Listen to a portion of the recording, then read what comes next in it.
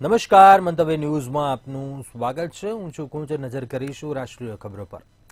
વિપક્ષે રાજ્યસભાના અધ્યક્ષ જગદીપ ધનખડ વિરુદ્ધ અવિશ્વાસનો પ્રસ્તાવ રજૂ કર્યો છે. કોંગ્રેસ સમર્થિત ઇન્ડિયા ગઠબંધને ધનખડ વિરુદ્ધ શાસક પક્ષ અને વિપક્ષ વચ્ચે ભેદભાવ કરવાનો આરોપ મૂક્યો છે. તેમજ ચાલુ સેશનમાં વિપક્ષનો અવાજ દબાવવાનો પ્રયાસ કરી રહ્યા હોવાનો દાવો કરતા અવિશ્વાસનો પ્રસ્તાવ મૂક્યો. અવિશ્વાસના પ્રસ્તાવમાં 70 સાંસદોએ સહમતિ આપ્યા હોવાનું જાણવા મળ્યું છે. દેશના ઇતિહાસમાં પ્રથમ વખત રાજ્યસભાના ચેરમેન વિરુદ્ધ કોઈ પક્ષ દ્વારા અવિશ્વાસનો પ્રસ્તાવ રજૂ કરવામાં આવ્યો છે. બંધારણના આર્ટિકલ 67B હેઠળ અવિશ્વાસનો પ્રસ્તાવ રજૂ કર્યો હતો.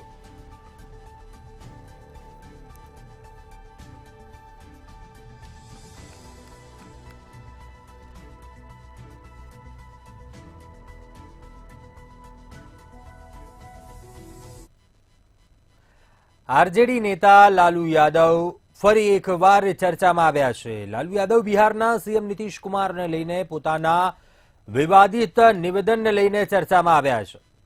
લાલુ યાદવે નીતિશ કુમારની મહિલા સંવાદ યાત્રાને લઈને એવું નિવેદન આપ્યું કે તેઓ નિશાના પર આવી ગયા છે. જ્યારે લાલુ યાદવને નીતિશ કુમારની મહિલા સંવાદ યાત્રા વિશે પ્રશ્ન પૂછવામાં આવ્યો તો તેમણે કંઈક એવો અલગ જ જવાબ આપ્યો. તેમણે કહ્યું કે તે આંખોને આરામ આપવા જઈ રહ્યા છે, તેને જવા દો. તેઓ પહેલા આંખ મીચીને પછી પોતાનું સરકાર બનાવવાનું વિચારશે. कांग्रेस की वजह से नहीं होगा, ममता को दो। मुख्यमंत्री नीतीश कुमार यात्रा पे जा रहे लालू जी।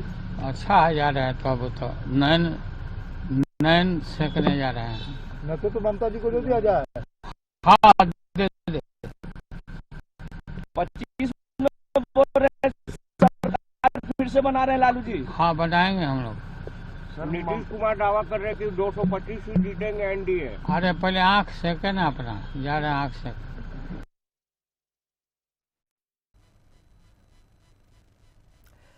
શંભુ બોર્ડર પર બેઠેલા ખેડૂતોએ ફરી એકવાર દિલ્હી કૂચનું એલાન કર્યું છે. ખેડૂત નેતા સરવણસિંહ પંઢેરે પ્રેસ કોન્ફરન્સ કરી અને કહ્યું હતું કે 14 ડિસેમ્બરે દિલ્હી તરફ કૂચ કરશે. પ્રદર્શનને 303 દિવસ પૂરા થઈ ચૂક્યા છે અને ખેડૂતોના આમરણ ઉપવાસ પણ 15મા દિવસ પર પહોંચી ગયા છે.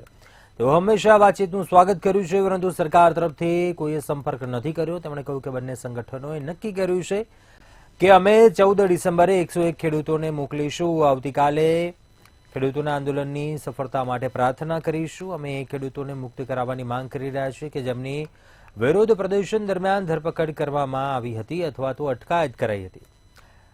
તેઓ ફિલ્મ સ્ટાર, સિંગર અને ધાર્મિક નેતાઓને પણ વિનંતી કરી હતી. જણાવ્યું કે કૃપા કરીને પ્રદર્શન કરતા અમારા વિરોધનો પ્રચાર કરે.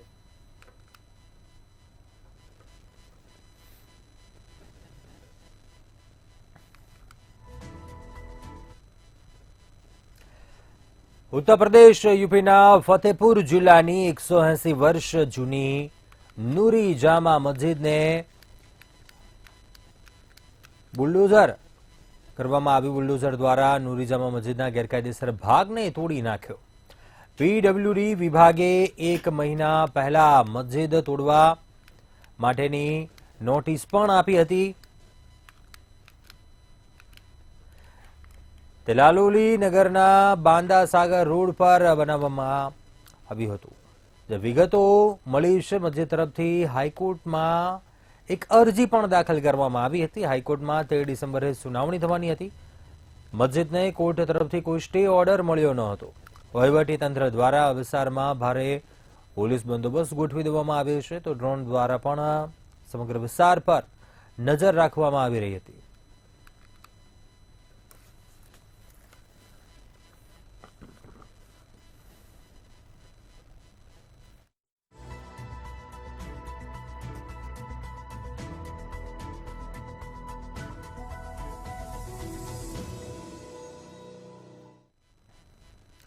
સુપ્રીમ કોર્ટમાં વર્ષ 2007ના પુણે બીપીઓ કર્મચારી દ્વારા મહિલાનું દુષ્કર્મ બાદ હત્યા કરાયાના કેસની સુનાવણી હાથ ધરવામાં આવી હતી.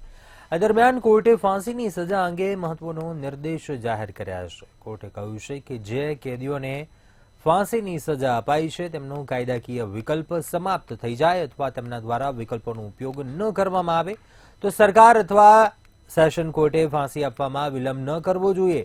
સરકાર અથવા કોર્ટ દ્વારા વિલંબ કરવામાં આવે તો ફાંસીની સજામાં આજીવન કેદનો આધાર બની શકે છે. વહીવટી ઘટનાને કારણે દોષિત કેદી જે ફાંસીની ડર સાથે જીવે તે યોગ્ય નથી.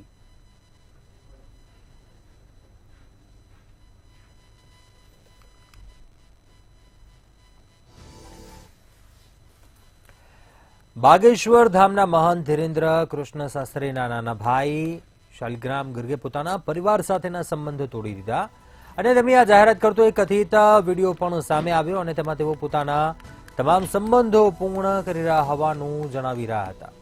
ત્યારે આજે નવો વિડીયો પણ સામે આવ્યો જેમાં પોતાની વાત પરથી યુટર્ન લેતા નજરે પડ્યા.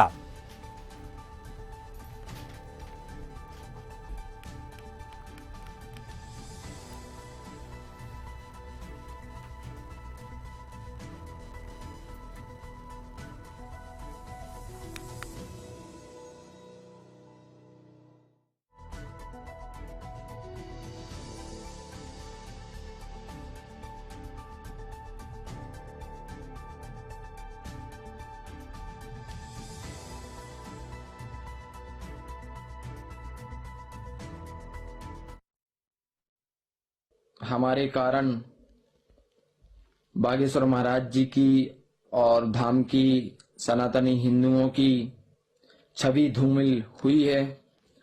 उस विषय को लेकर हम पूज्य बालाजी सरकार और बागेश्वर महाराज से क्षमा मांगते हैं. लेकिन आज से हमें या हमारे किसी भी विषय को बागेश्वर धाम और बागेश्वर वाले महाराज जी से ना जोड़ा जाए, क्योंकि उनसे आज से ही हमने अपने पारिवारिक रिश्ते आजीवन हमेशा के लिए खत्म कर दिए हैं. हमारा उद्देश्य ऐसा कुछ भी नहीं है. हमारा उद्देश्य हमेशा सही करने का होता है, उसे गलत तरीके से पेश किया जाता है. आप लोग अन्यथा बिल्कुल भी ना सोचें. हमारा सिर्फ उद्देश्य इतना है कि हमारे कारण सनातनी हिंदुओं की जो बागेश्वर बालाजी सरकार बागेश्वर महाराज जी के प्रति आस्था है उसको ठेस ना पहुंचे. वो हमारा एक माफी और सभी सनातनी हिंदुओं साधु संतों से क्षमा मांगने का वीडियो था, उसे गलत तरीके से पेश किया गया है. आप उस वीडियो पर बिल्कुल भी यकीन ना करें. હિમાલયના ઉપરના વિસ્તારોમાં શરૂ થયેલી હિમવર્ષાની અસર મેદાની રાજ્યો સુધી પહોંચી છે. જમ્મુ કાશ્મીર, લદ્દાખ, ઉત્તરાખંડ, હિમાચલ પ્રદેશમાં છેલ્લા 4 દિવસથી હિમવર્ષા બાદ ઠંડીમાં વધારો થયો છે. ઉત્તરાખંડના કેદારનાથ, બદ્રીનાથ ધામમાં સિઝનની પ્રથમ હિમવર્ષા થઈ તેમજ ફરી એકવાર દક્ષિણ ભારતમાં વરસાદનું એલર્ટ જાહેર કરાયું છે. બર્ફીલા પવનોની અસરોને કારણે સૌરાષ્ટ્ર, કચ્છ, હરિયાણા, દિલ્હી, ચંદીગઢ, રાજસ્થાન, ઉત્તર પ્રદેશ, પંજાબમાં ઠંડીનું મોજું ચાલી રહ્યું છે.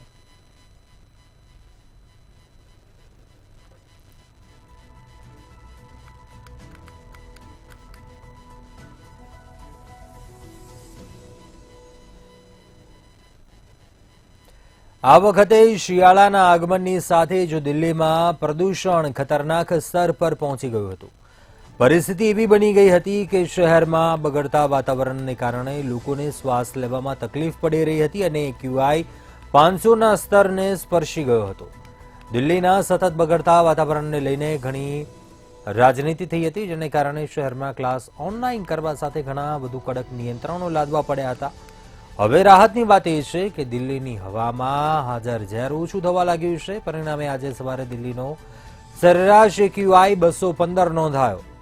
વરસાદ બાદ ગઈકાલે સવારે દિલ્હીનો સરેરાશ AQI 249 નોંધાયો હતો. જોકે આ પરિપ્રેક્ષ્યમાં જોવામાં આવે તો દિલ્હીનો AQI પહેલા કરતા સારો થઈ ગયો છે.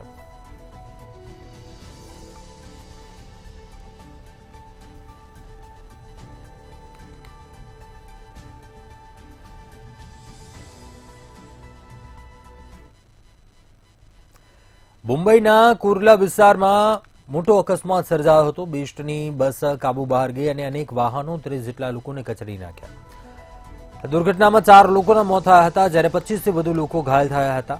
નિયંત્રણ બહારની બસે અનેક વાહનોને પણ નુકસાન પહોંચાડ્યું હતું. અકસ્માતનું ચોક્કસ કારણ હજુ સ્પષ્ટ થયું નથી. જોકે અકસ્માતની ગંભીરતાને જોતા આ આંકડો પણ હજુ વધી શકે તેવી સંભાવના છે. ડ્રાઈવર સંજય મોરે જેણે દાવો કર્યો હતો કે બ્રેકના ફોલ્ટને કારણે આ ઘટના બની હતી, તેની ધરપકડ કરાઈ છે. બેસ્ટની બસ જે કુર્લાથી અંધેરી જઈ રહી હતી ત્યારે આંબેડકર નગરમાં બુદ્ધ કોલોની પાસે બસ કાબુ બહાર ગઈ હતી, ત્યારે બસે અનેક લોકોને ખસેડી નાખ્યા હતા, જેમાં ઘણા લોકો ગંભીર રીતે ઘાયલ થયા હતા. કેટલાક લોકોએ જીવ ગુમાવ્યો છે, તો ઇજાગ્રસ્તોને ભાભા અને સાન હોસ્પિટલ વધુ સારવાર માટે ખસેડવામાં આવ્યા હતા.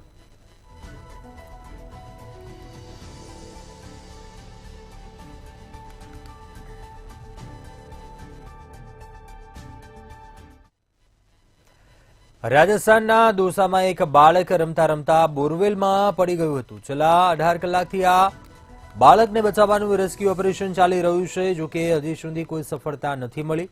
એનડીઆરએફ, એસડીઆરએફ સહિત સ્થાનિક વહીવટીતંત્રની ટીમો બચાવ કામગીરી માટે તૈનાત કરાઈ હતી. રાજસ્થાનના દૌસા જિલ્લાના કાલીખાડ ગામમાં બોરવેલમાં પડી ગયેલા બાળકને સુરક્ષિત રીતે બચાવવા માટે બચાવ કામગીરી ચાલુ છે. રેસ્ક્યુ ટીમે જણાવ્યું કે બાળકને બચાવવા માટે તમામ પ્રયાસો હાથ ધરવામાં આવી રહ્યા છે. 10 ડિસેમ્બરે બપોરે 3:30 વાગે આર્યન નામનો છોકરો જે રમતા રમતા બોરવેલમાં પડી ગયો હતો, ત્યારથી બચાવ કામગીરી ચાલી રહી છે. બોરવેલની બાજુમાં ખાડો ખોદવામાં આવી રહ્યો છે. આ માસૂમ બાળક 160 ફૂટ ઊંડા બોરવેલમાં લગભગ 150 ફૂટ પર ફસાઈ ગયું છે. બોરવેલ પાસે ખોદકામ કરીને બાળક સુધી પહોંચવાના પ્રયાસો કરવામાં આવી રહ્યા છે. 10 જેટલા જેસીબી ટ્રેક્ટર વડે ઝડપથી માટી કાઢવામાં આવી રહી છે અને આ માટે 3 એલએનટી મશીનો અને લગભગ 10 જેસીબી 20 ટ્રેક્ટરો તૈનાત છે. રેસ્ક્યુ ઓપરેશનને સફળ બનાવવા માટે એનડીઆરએફની ટીમ પણ લોખંડની રીંગ જેવો રસ્તો બિછાવીને બાળકને સીધા બોરવેલમાંથી બહાર કાઢવાનો પ્રયાસ કરી રહી છે. બાળક જે બોરવેલમાં ઊંડે સુધી ન જાય તે માટે પણ નીચે છત્રી જેવું સાધન ગોઠવવામાં આવ્યું છે.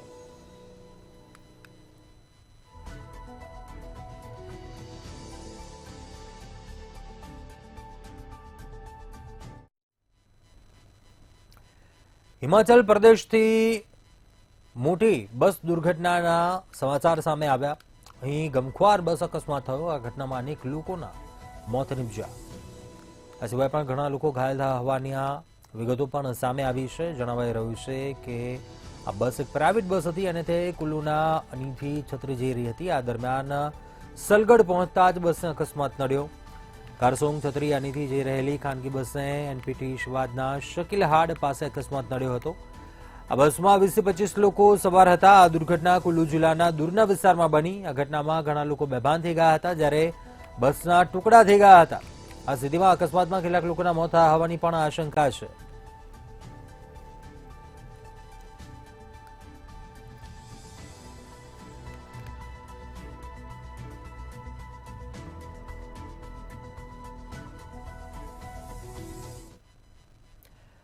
बीजेड पोंजी स्कीम कौभांड केसમાં મંત્રી ભીખુસિંહ પરમારની પ્રતિક્રિયા સામે આવી હતી. કૌભાંડી ભૂપેન્દ્ર ઝાલાના આમંત્રણ પર ભીખુસિંહ દ્વારા ખુલાસો કરવામાં આવ્યો હતો. જણાવવામાં આવ્યું કે ત્યારે આવું હોય તે ખબર નહોતી, એમની એક પણ ઓફિસમાં નથી જોઈ. હું સામાજિક સંબંધે કાર્યક્રમમાં ગયો હતો. આ સાથે જ તેમણે જણાવ્યું કે અમે જાહેર જીવનમાં છીએ અને આવા કાર્યક્રમમાં હાજરી સામાન્ય છે. કાર્યક્રમનું આયોજન કરનાર શું વેપાર ધંધો કરે છે તેઓ નથી જાણતા. તેમજ ભૂપેન્દ્રસિંહના ટ્રસ્ટમાં પોતાના દીકરાની ભાગીદારી અંગે પણ જણાવ્યું કે મારો દીકરો ટ્રસ્ટમાં છે, તેની મને જાણ ન હતી. જે ટ્રસ્ટ શરૂ કર્યું છે તે સેવાકીય પ્રવૃત્તિ માટે છે, જેમાં લોકોના રૂપિયા નથી રોકાયા.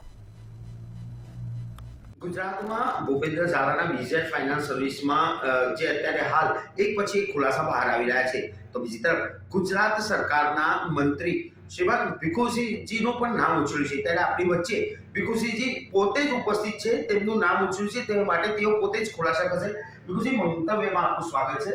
સાહેબ, બીઝેડ ફાઇનાન્સના કાર્યક્રમની અંદર આપની ઉપસ્થિતિ હતી. બીઝેડ ફાઇનાન્સના જે ભૂપેન્દ્ર ઝાલા છે એની સાથે તમારા સારા એવા સંબંધો છે, એવી વાતો બહાર આવી છે. શું કહેશો? બીજેડ ગ્રુપે જે કાર્યક્રમ ગૃહમાં રાખ્યો હતો તો એ શિક્ષણનો કાર્યક્રમ હતો અને શિક્ષણના કાર્યક્રમ હોવાના નાતે હું મંત્રી તરીકે હાજર રહ્યો, પણ બીજા MP ધારાસભ્યો બીજા આગળ બધા પણ હાજર રહ્યા છે. એટલે જ્યારે શિક્ષણનો વિષય હોય ત્યારે સ્વાભાવિક છે. અને મૂળ ભાઈ ભૂપેન્દ્રસિંહ એ અમારા સમાજની વ્યક્તિ છે, એટલે એ રીતે પણ લાગણી એને હોય કે ભાઈ મંત્રીજી અમારા સમાજના છે, આવું તો સારું. એ રીતે ગયા. એક બીજું પણ એક કામ એવું આવે છે કે તમારા પુત્રની પણ એમાં ભાગીદારી છે, કોઈ ટ્રસ્ટ છે એની અંદર, તો એના માટે શું કહેશો? મારા પુત્રની કોઈ ભાગીદારી નથી, પણ જે ટ્રસ્ટ છે એ ટ્રસ્ટ હમણાં મહિનો, સવા મહિનો, પણ 1.5 મહિનો પણ બનાવવામાં આવ્યું છે. અને એ સેવાકીય પ્રવૃત્તિઓ કરવા માટે બનાવેલું છે. અને એમાં એમને કોઈ એવું કંઈ કામ હજી કર્યું પણ નથી, અથવા તો કર્યું હોય તો એકાદું મકાન કંઈ બનાવી જોયું મારા ધ્યાન પર આવ્યું છે. એના સિવાય કંઈ 4-1 લાખનું મેટર છે, એમાં કંઈ બીજું એમાંય પાછા બીજાના પૈસા છે નહીં. એટલે એ તો એક વ્યક્તિ નથી, ભૂપેન્દ્રસિંહ મારા દીકરા બહેનો નથી, એમાં તો 11 જણા કે 15 જણા ભાગીદારનું ટ્રસ્ટ બનાવેલું છે. જી બિલકુલ. તો આ બીજેડ ફાઇનાન્સ વાળા જે ભૂપેન્દ્રસિંહ ઝાલા છે, એમના આ અત્યારે હાલ જે આ પોઝી સ્કીમમાં રોકાણ કર્યું એ લોકોને રોકડા છે, પોતે ભૂગર્ભ પર જતા રહે છે, સરકાર તરફથી તમે કેવી રજૂઆત કરશો? લોકોને રોવડાયા શિક્ષકોના પૈસા. છે એ શિક્ષકોના પૈસા લોકોને રોવડાયા છે, એ બધું મીડિયા દ્વારા અમે જાણીએ છીએ. મારી પાસે હજુ કોઈ પણ વ્યક્તિ એવી આવી નથી કે મેં આટલા પૈસામાં રોક્યા હતા મારા ડૂબ્યા છે. પણ એક સરકારમાં તમે રજૂઆત કરશો કે આવા વ્યક્તિઓ સામે કાર્યવાહી? જરૂર પડશે તો કરીશું. જી બિલકુલ. ભૂપેન્દ્રસિંહ ઝાલાને બાબતમાં આજે આપણી વચ્ચે રાજ્ય કક્ષાના મંત્રી શ્રી ભીખુસિંહ એ ખુલાસો કર્યો, અને જે પ્રશ્નો ઉપસ્થિત થયા હતા, જે પ્રકાશિત અહેવાલો પ્રકાશમાં આવ્યા હતા, તે બાબતે તેમના મંતવ્ય સાથે ખુલ્લા મનથી પોતાના વિચારો અને મંતવ્ય વ્યક્ત કર્યા છે. ત્યારે કેમેરામેન વિનોદ રાઠોડ સાથે ઉજ્જવલ વ્યાસ, મંતવ્ય ન્યૂઝ, ગાંધીનગર. ભારત આવેલી ચોથી ધમ્મયાત્રાના પ્રતિનિધિ મંડળે મુખ્યમંત્રી ભૂપેન્દ્ર પટેલની મુલાકાત લીધી હતી. મેકોંગ ગંગા ધમ્મયાત્રા થાઇલેન્ડના બેંકોકથી શરૂ થઈ છે અને 2 થી 10 ડિસેમ્બર દરમિયાન ભારતની મુલાકાતે છે. થાઇલેન્ડના લોકો બૌદ્ધ ધર્મની ભેટ આપવા બદલ ભારત પ્રત્યે આભાર વ્યક્ત કરી શકે છે. તેમજ ભગવાન બુદ્ધ અને તેમના 2 પ્રમુખ શિષ્યો અરહંત સિરપુટ અને મોગલાનાના પવિત્ર અવશેષોને થાઇલેન્ડ મોકલવા બદલ નરેન્દ્ર મોદીનો આભાર વ્યક્ત કર્યો હતો.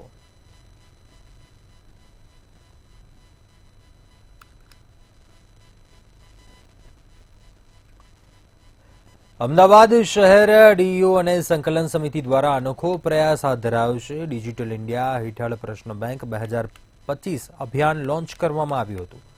ધોરણ 10-12 સાયન્સ 12 સામાન્ય પ્રવાહના વિદ્યાર્થીઓ માટે અભિયાન લોન્ચ કરાયું છે. પ્રશ્ન બેંક અભિયાન અંતર્ગત અંગ્રેજી, ગણિત, વિજ્ઞાન વિષયોને આવરી લેવાયા છે, જેને કારણે ગુજરાતમાં હજારો વિદ્યાર્થીઓને લાભ મળશે. સાથે જ ધોરણ 10ના 6 વિષયના પેપર, 12 વિજ્ઞાન પ્રવાહના 6 વિષયના પેપર અને સામાન્ય પ્રવાહના 8 વિષયના પેપર સમાવાયા છે. વિદ્યાર્થીઓને પ્રશ્ન બેંકથી તમામ સોલ્યુશન મળશે.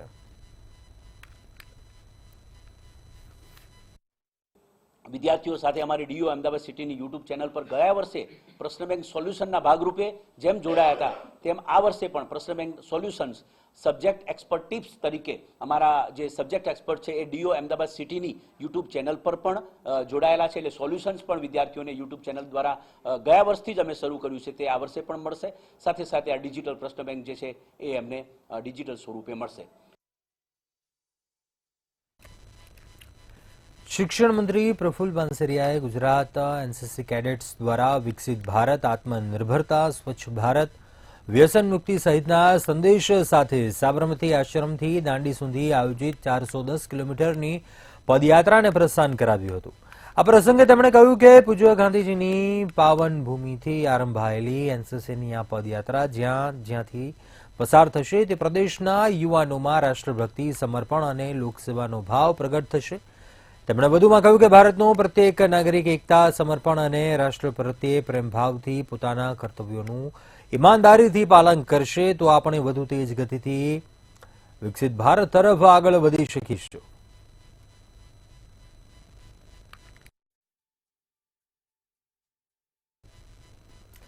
બનાસકાંઠાના ભાબર પંથકમાંથી એલસીબીની ટીમે બાતમીને આધારે દારૂ ઝડપી પાડ્યો હતો. એલસીબીએ યાત્રા જ્યાં ગામ પાસેથી ફિલ્મી ઢબે પીછો કરીને કારમાંથી દારૂ ઝડપ્યો, જેમાં 8,73,266ના મુદ્દામાલ સાથે નાસી છૂટેલા ચાલક વિરુદ્ધ ગુનો નોંધીને વધુ તપાસ શરૂ કરી છે.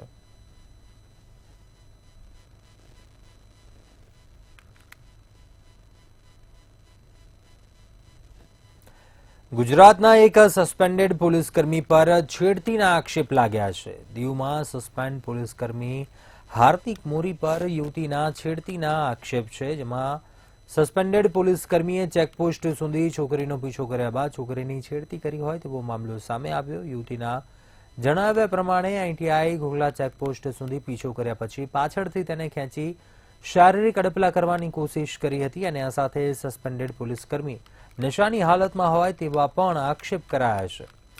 યુવતીએ 3 સામે ફરિયાદ નોંધાવી છે, જે પૈકી પોલીસે એક આરોપીને ઝડપી પાડ્યો છે.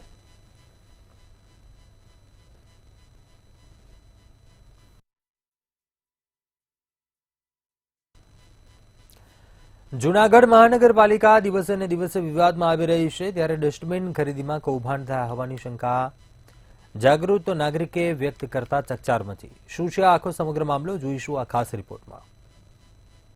જૂનાગઢ મહાનગરપાલિકાનું ડસ્ટબિન ખરીદીનું કૌભાંડ. સ્વચ્છતા મિશન અંતર્ગત કચરાની ડોલ આપવાનું બજેટ.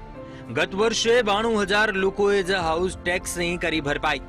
1 લાખ લોકોની ગણતરી કરીને 2 લાખ ટોપલીઓ મંગાવાઈ. ટોપલીઓ અમદાવાદની નીલકમલ લિમિટેડમાંથી મંગાવાઈ. મનપાએ 2 લાખ ટોપલી જથ્થાબંધ ભાવે 170માં મંગાવી. જૂનાગઢ શહેરમાં 145ના ભાવે છૂટકમાં ટોપલીઓનું વેચાણ. જૂનાગઢ મહાનગરપાલિકાના અધિકારીઓના ભ્રષ્ટાચારની વાતો દિવસે ને દિવસે સામે આવી રહી છે. ઇલેક્ટ્રિક વિભાગમાં કૌભાંડની ચર્ચા બાદ હવે ડસ્ટબિન કૌભાંડ થયા હોવાની ચર્ચા અને ફરિયાદો ઉઠી છે. મહાનગરપાલિકા દ્વારા સ્વચ્છતા મિશન અંતર્ગત 10-10 લીટરની 2 કચરા ટોપલી આપવામાં આવે છે, જે કચરા ટોપલી બજારમાં 145ની મળતી ડસ્ટબિન મહાનગરપાલિકા દ્વારા 170 રૂપિયાના ભાવે ખરીદી કરવામાં આવી છે, જેને લઈને પ્રજાના પૈસાનો વેડફાટ કરતા હોવાનો આક્ષેપ કરાયા છે. કચરા ટોપલીઓ થવી જોઈએ તો સરકાર જૂનાગઢ મહાનગરપાલિકા દ્વારા 2 લાખ કચરા ટોપલીઓ મંગાવવામાં આવી છે. એક તો શંકા તે આધાર થાય છે, બજારમાં જે ટોપલી રિટેલની અંદર 140 ને 145 ની અંદર મળે છે, તો મહાનગરપાલિકાના ઠરાવ દ્વારા કઈ રીતે તે 175 ને 170 રૂપિયાની ખરીદી કરવામાં આવે છે, તે પણ એક શંકાનો વિચાર છે. મહાનગરપાલિકામાં ડસ્ટબિન કૌભાંડને લઈને વિપક્ષ પણ મેદાને આવ્યું છે. વિપક્ષ દ્વારા આક્ષેપો લગાવ્યા છે કે ઓછું ટેન્ડર મૂકવામાં આવે છે, જેથી કોઈ સામાન્ય એજન્સી તેમાં લાભ ન લઈ શકે અને મોટી એજન્સી સાથે નાણાકીય વ્યવહાર કરી શકે. મોટી એજન્સી આરે નાણાકીય વ્યવહાર કરી અને એક જ એજન્સી આવે, હરીફાઈ ન થાય અને ઊંચા ભાવે ટેન્ડર મળે. આ એક પ્રકારનો ભ્રષ્ટાચાર છે. નીલકમલ એજન્સી મોટી એજન્સી છે, એને જૂનાગઢમાં ડસ્ટબિન નાખવાનો ટાઈમે નથી, પણ એને એવી માતબર રકમથી મહાનગરપાલિકામાં ડસ્ટબિન ખરીદીમાં કૌભાંડ થયાની વાતને પ્રોજેક્ટ ઓફિસર હાજા ચુડાસમાએ નકારી છે. આરએનબીના નિયમો તેમજ ટેન્ડર મેન્યુઅલ અને ખરીદ નીતિની જોગવાઈને ધ્યાને લઈને દરેક ખરીદી કરવામાં આવ્યા હોવાનો ખુલાસો કર્યો છે.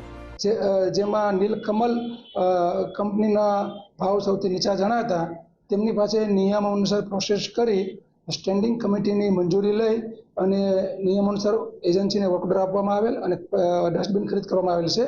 આમ જૂનાગઢ મહાનગરપાલિકામાં ભ્રષ્ટાચાર થતો હોવાની વધુ એક ફરિયાદ ઉઠતા ઉહાપોહ મચ્યો છે, પરંતુ અધિકારીએ આ આક્ષેપો ફગાવ્યા છે. જ્યારે નિષ્પક્ષ રીતે આ મામલે તપાસ થાય છે કે નહીં તે જોવું રહ્યું. બ્યુરો રિપોર્ટ, મંતવ્ય ન્યૂઝ. અત્યારે હાલ બુલેટિનમાં બસ આટલું. વધુ સમાચાર માટે આપ જોતા રહો મંતવ્ય ન્યૂઝ. નમસ્કાર.